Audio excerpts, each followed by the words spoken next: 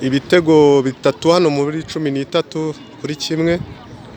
Mu bana batoya ibitego mu batanyije imyaka 10 ibitego 5 ku busa. 5 bya Peaceful Team, matanyije imyaka 10 ku busa bwa Galactique. Reka turebe kufura rero ya Peaceful Team ye uterwa na Parufe. Reka turebe arashose ariko barikuramo.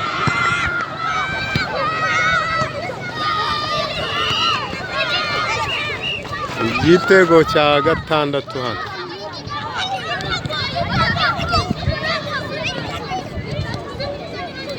Weruwa igitego bacyemeye jyari. Refa yacyemeye shiramo hari baro hari. Nta muntu ari bubere shira baro hari. Yego rat. Yego. Tego bitandatu hano kubusa. Tandatu kubusa hano mu batoya bateye imyaka 10. Uyu mwana ubasifurira ni n'umukinyi wabo ariko ari kubabwira ati nta mukinyi ngende bubere. Abana buri abakoresha ukuri. Ni umwana nyine ukina mu ikipe yabo ariko ari kubabwira ati ngewe rwose ntabwo nubwo muri gukina na Peaceful Team ntabwo ndi babere ngo nuko dukinana.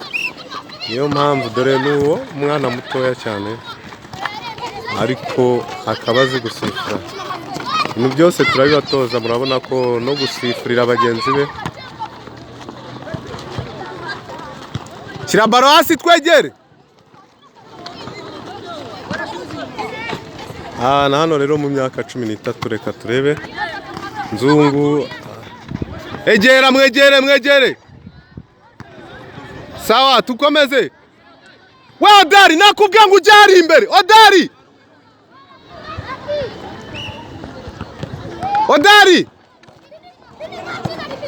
Odari hano we nuza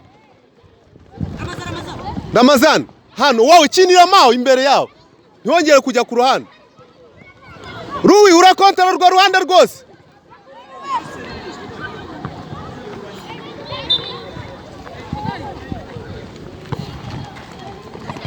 Ngiyo baro yatake. Baro hasi. Sawa rata Peti. Rebye Peti nta kibazo. We Parufe nta wakaruma baro hasi gakina.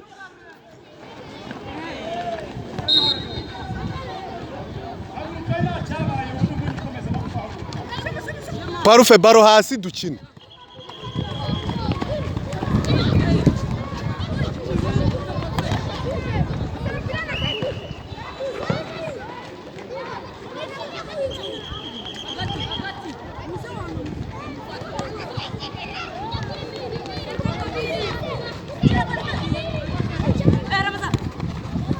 Ngaho ngiye baro ariko urakiniziye kuri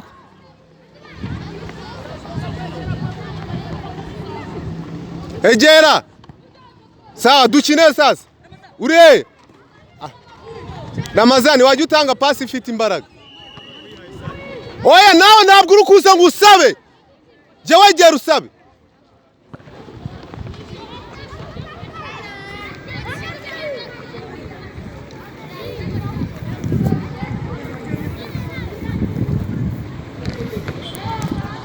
Tego bamaze kubirya rero. Abona abafana bo baruzuye ni benshi cyane. Twegere.